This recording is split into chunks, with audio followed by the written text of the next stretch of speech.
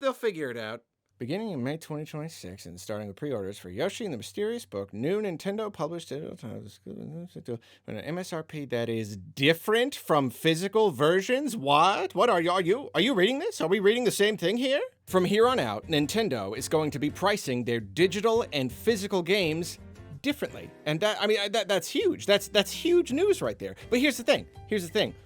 There's something I want to know. As a consumer, my main question is, what will be the other differences between digital and physical? The same experiences, whether packaged and digital. Okay. Oh, sorry. It's gonna be the same thing. I just wanted to make sure. I'm glad they cleared that up. No, seriously though, this is very, very big news. Like, Nintendo has not made drastic changes to the ways that they package and price their games in a pretty darn long time. Things have been pretty even keel for a bit. And they've mentioned once or twice that they may employ more variable pricing for games moving forward. And there were like some rumblings, there were some rumors that Yoshi and the Mysterious Book was going to be one of these games priced more variably, but I had not heard anything really solid. We didn't know exactly what Nintendo meant. But apparently here in the US, Yoshi and the Mysterious Book is going to be $59.99 digital and $69.99 at retail, physical copies. Presumably, from here on out, it is going to be cheaper to pick up digital versions of Nintendo's first-party games.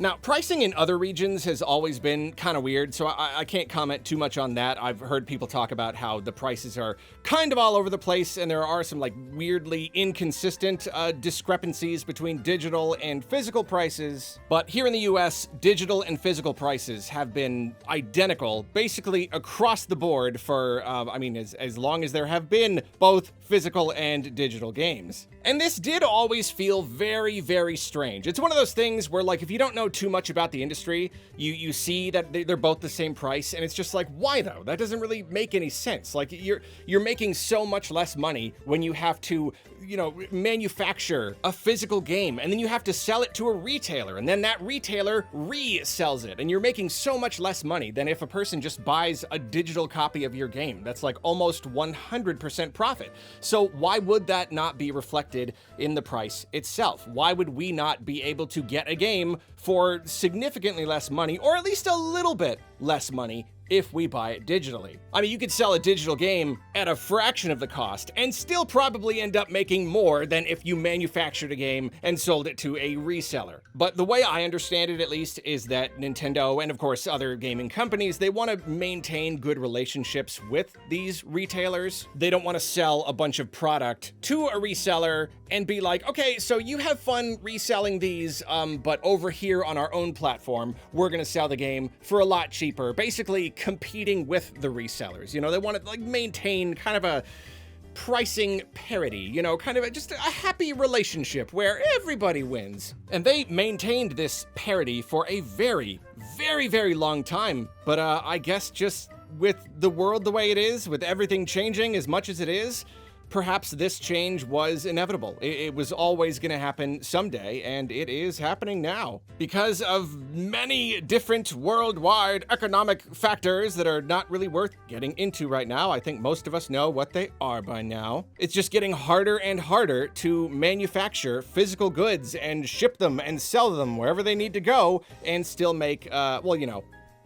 as much of a profit. I'm not going to say it's hard to make a profit at all. You know how these big companies work. It's hard to make enough to keep everyone happy. Tariffs and shortages and whatnot, it's all started to cut enough into their profits that Nintendo decided that they need to make some kind of a change. They need to, kind of depends on how you look at it, either price the physical stuff higher to make a little bit more money that way, or price the digital stuff lower to encourage people to go the digital route. And at this point, it's really hard to say how things are going to go because we don't actually know how much Yoshi represents the pricing moving forward, because obviously pricing this generation has been weird, like right out of the gate, Mario Kart being $80, that was a really big stink. And since then, like most first-party Switch games have been $70 here in the US, which is a pretty big increase over the $60 from last generation. So like this could kind of go either way, like if the next games come out and they're all 70, except the physical version is 80, okay, then that's gonna be a bit of a problem. Or if we want to be probably naively optimistic, we could say that maybe this whole like $70 price thing is going to be eased up a little bit. Now all of the games are going to be 70 retail, but the digital ones will all be 60. If you're buying your games digitally, you'll basically be paying the same price for Switch 2 games as you did for Switch 1 games. I mean, yeah, that does not seem super likely, because that would essentially be Nintendo discounting their games for the foreseeable future. That's basically them coming out and saying, hey, if you buy digitally, all of your games are now going to be cheaper.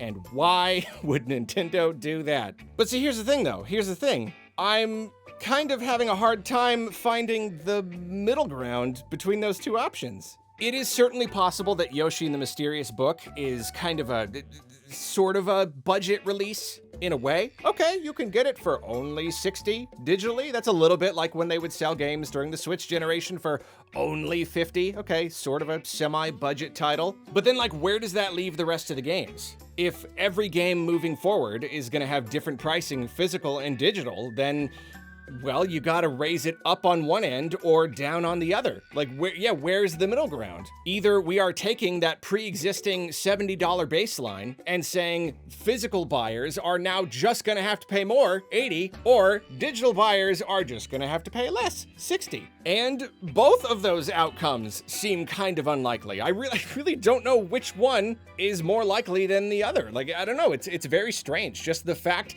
that they are breaking up their pricing in this way, it's kind of disruptive. You know, if not like disruptive to the market, just kind of disruptive to the whole idea of Nintendo pricing. Like, I don't know, like this really is a very big shakeup. Nintendo's game pricing has been relatively consistent up to this point. So right now, like especially now that they've made this announcement with just one game, now we just have one single example. So until we wait for more examples, I really don't know what to expect.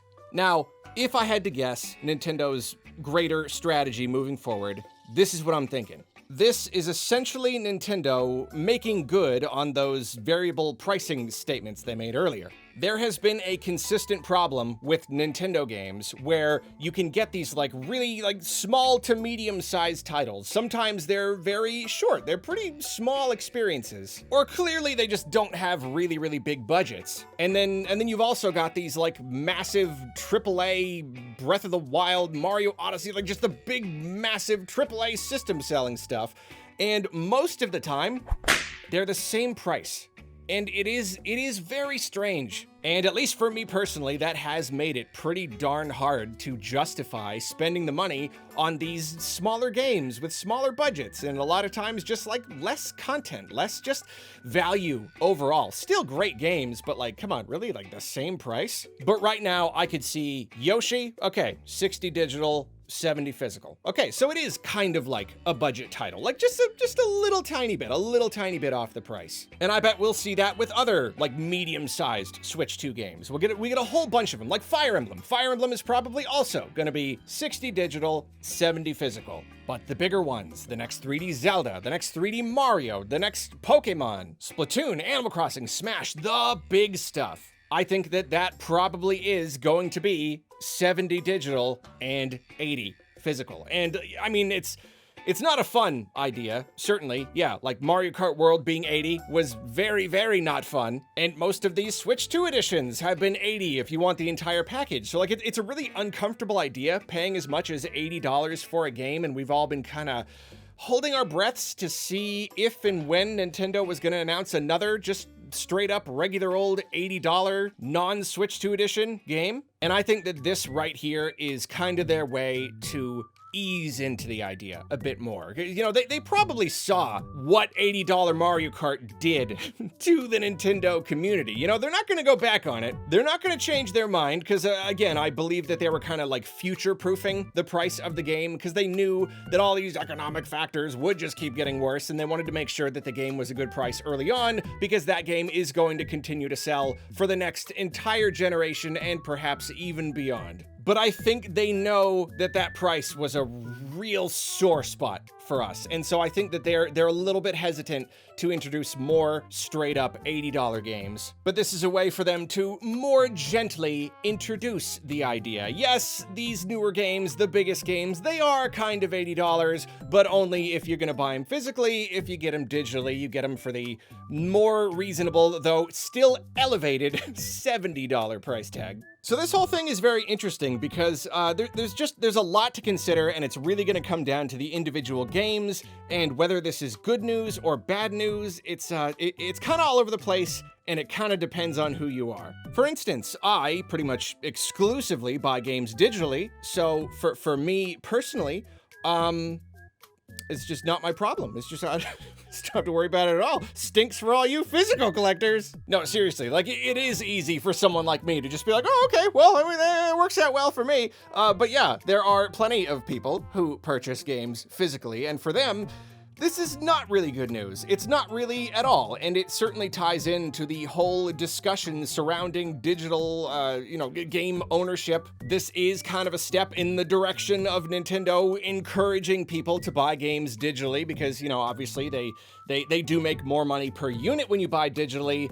but then if you own a game digitally, you don't really own it as much. You don't have the physical thing to have. I mean, it's a very big ongoing thing. Game companies love the idea of a future where essentially you're just renting these games and these licenses could expire at any time, and eventually the shop will go down and you won't be able to download the game again, yada yada. So one could argue that encouraging people to buy digitally in this way at all is like sort of a bad thing, even if digital buyers are going to end up saving money, sort of, in a sense.